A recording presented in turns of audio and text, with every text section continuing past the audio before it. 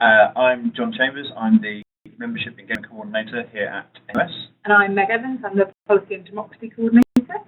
And in the next couple of minutes, we're just going to show you how to use the UnionCloud platform to count NUS delegate elections. At the conference, the delegates voted to change NUS's rules to ensure that all delegations have at least 50% win. So we're just going to show you that, as it means you have to count your elections differently. A couple of new functions in UnionCloud to help you do this.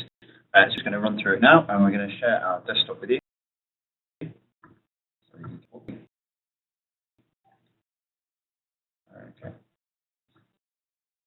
If you've logged into UnionCloud, the first thing you'll need to do is your dashboard. Once you'll need to go to the Democracy tab, and click on Elections, and then Manage Elections. It's just a big elections, manage elections. From that, you need to choose the election that you're going to count. In this case, we're using one called November student election. And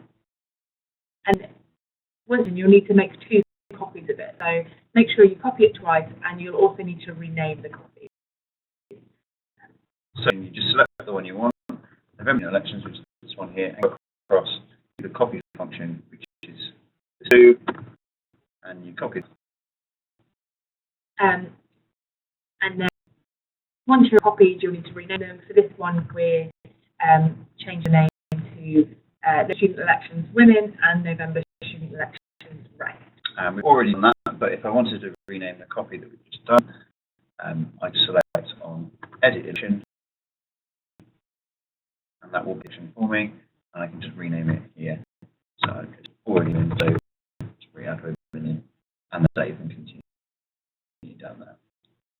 Once you've edited your action, you'll need to open the one up and edit the candidate. So you should disqualify any candidates who do not self-define as women. You should assume which candidates are women or not, so this should always be asked at the nomination stage.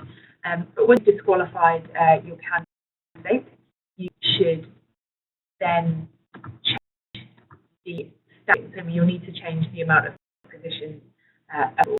So if you have standings, you can hit that by the pencil button.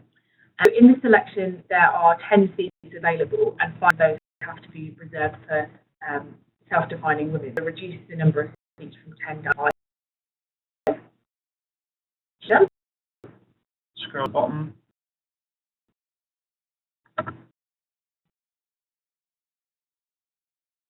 Once head back to summary, and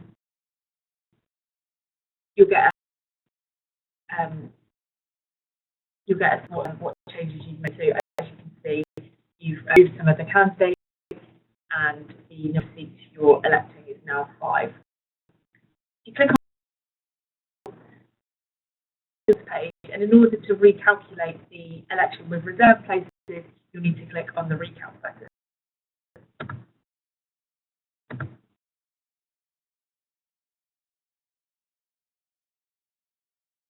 That will take you through, which takes a little bit of time to calculate. And once the election has been recounted, it will give you the 5 of the reserved places. So what I'm doing is putting this into an Excel spreadsheet or making a note from the which you'll need to know their names in the next stage. And as you can see, 5 self-defining women candidates have been elected in this count. And that's people 1, 2, 3, 5, and 6. I can go across, see them there. 1, 2, 3, 5. Gives you your reserved spaces, and now you'll need to count the election for your open spaces. So you'll need to go back to manage elections like we did at the start.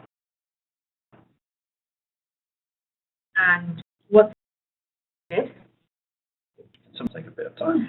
Head back to the count, which we've called Member Student Elections Rep. And you then need to edit the candidates again like we did before. but qualify all of those candidates who had won places in the reserve places. So as candidates 1, 2, 3, 5, and 6, which we have the names of, and we can qualify them. Yep. And once we head back to summary again. Oh no, sorry, we head back to the edit the standings as, again, there are 5 places available in selection, edited already. So scroll down to the bottom. Save. And it will give you all the changes you've made again and all of the candidates. So you can cross-reference this against any video selection, view results, click recap again. You'll get your 5 candidates who have been elected in the open count.